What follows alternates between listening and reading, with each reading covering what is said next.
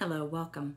Today I'm going to discuss with you a survival guide, so to speak, to get through the holidays. We just passed Thanksgiving. We have the December holidays coming up and New Year's, and that puts a lot of pressure on many people.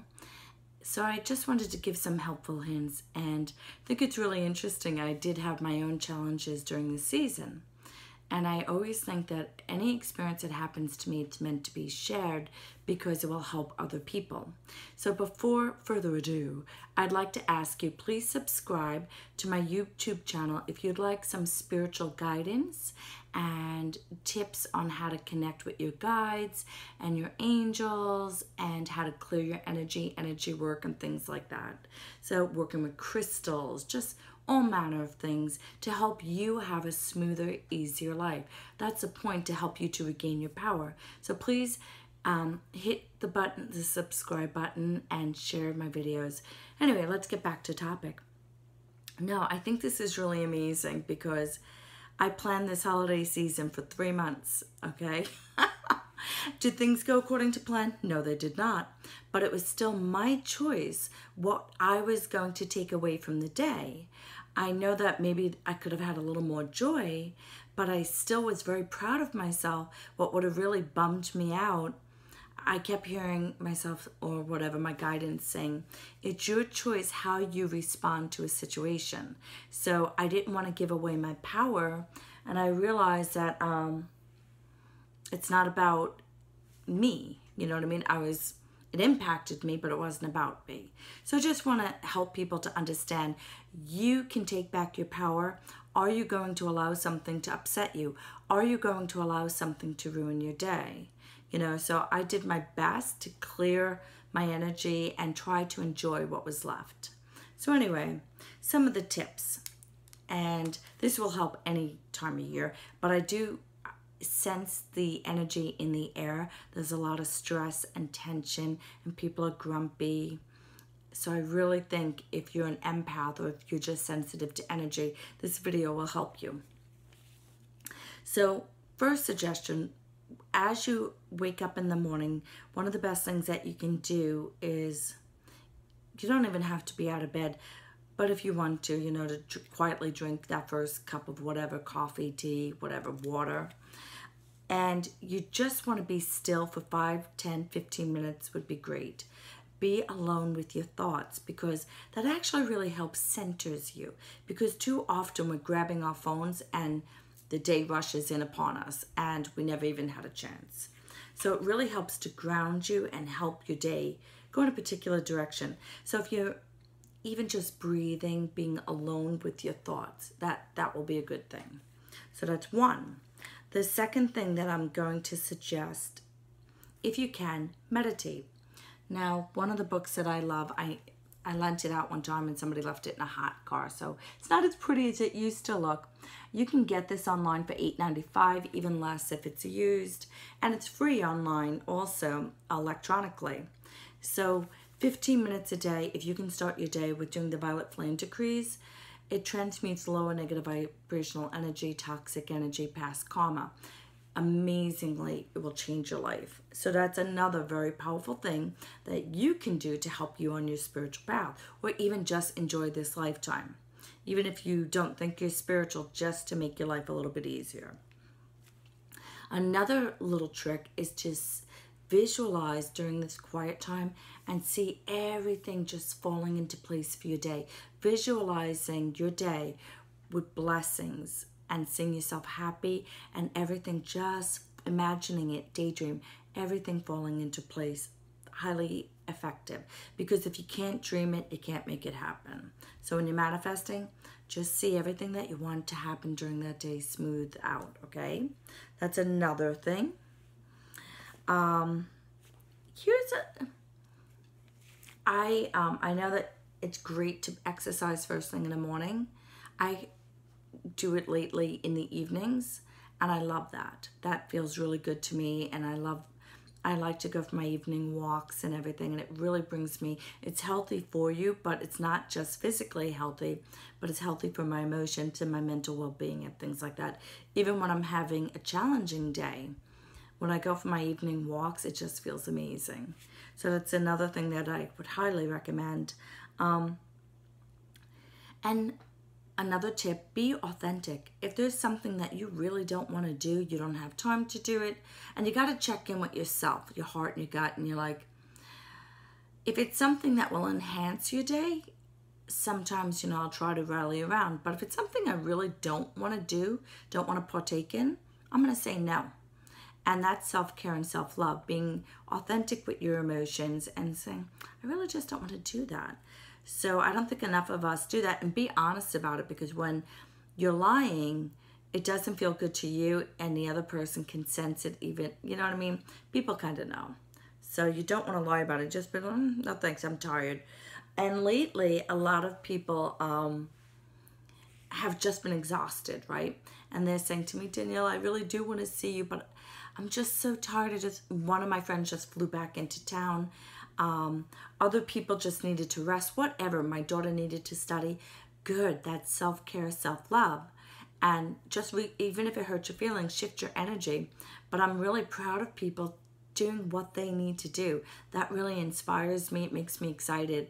And I explain to them, if you can't talk on the phone, whatever the case may be, good for you for respecting your boundaries. And I respect them. All right, what else? And I expect people to be respectful to my boundaries. Oh, very important. Remember to hydrate. I personally really dig alkaline water. So remember to hydrate. When we're dehydrated, it leaves us exhausted, in a weakened immune state, and even open to psychic attacks. So you really want to stay hydrated. It's good for you on so many levels. Even for helping to lower blood pressure, from what I understand. Don't eat the salty foods and things like that. Which leads me into the next thing. Be careful of what you put into your mouth. I know it's challenging during holiday time. One of the things that I'm doing today to help me to get back on track is fasting. I'm not talking about for days. For me, just getting back on that horse. So it's later in the day and I still haven't eaten anything. And my goal today, just for me to help clear myself out, is drinking healthy things. And then I'm going to cook myself a healthy dinner. So my family could eat the leftovers.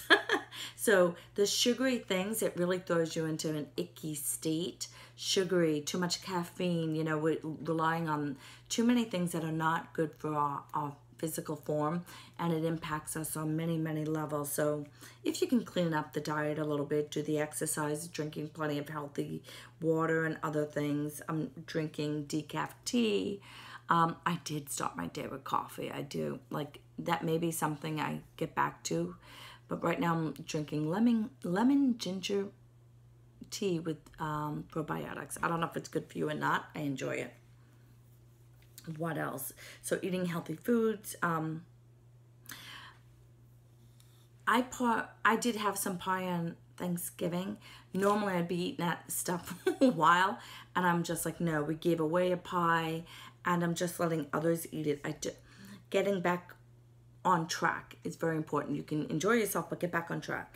Another major thing is get your rest. And I notice when I eat healthier, I do sleep better,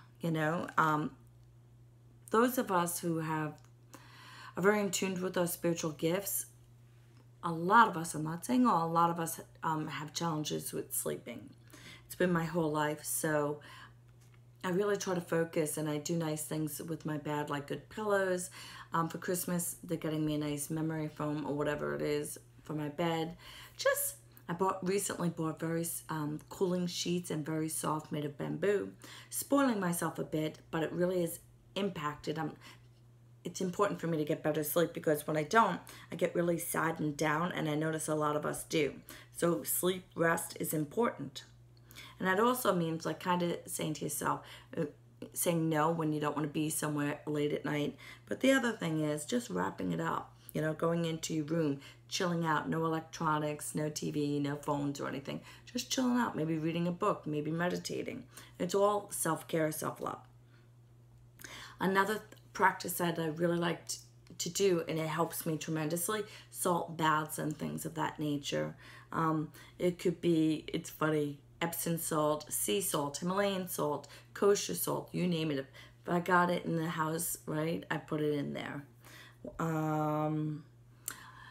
This is lilac lepidolite, and when I'm stressed out, I like to hold it in my hand, and it really does help calm you down. When you do the research, I should do a video on that.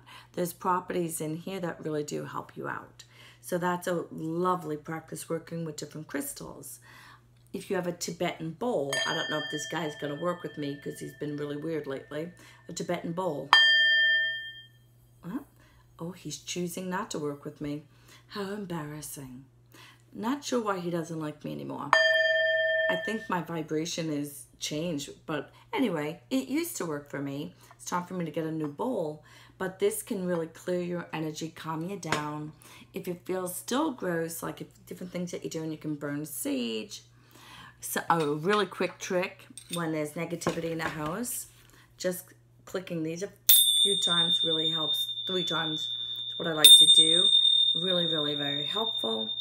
So there's different things that you can do to really help. Like, you don't want to, like, why isn't this working out? You know, the more energy you put into things, thinking it's not the way I want it, the more you're like affirming it, you know, or making it more solid. So why not just visualize things the way that you do want it? And I'm going to be honest with you. I wasn't happy with some people's behavior on Thanksgiving. So I ended up, I'm like, you know what, why not do the violet flame decrees for them? And I cleared out the energy using my guides, you know, the archangels, God's energy, to clear out the energy in the house. I prayed for the energy in the house, took out all lower negative vibrational energy, all toxic energy, yada, yada.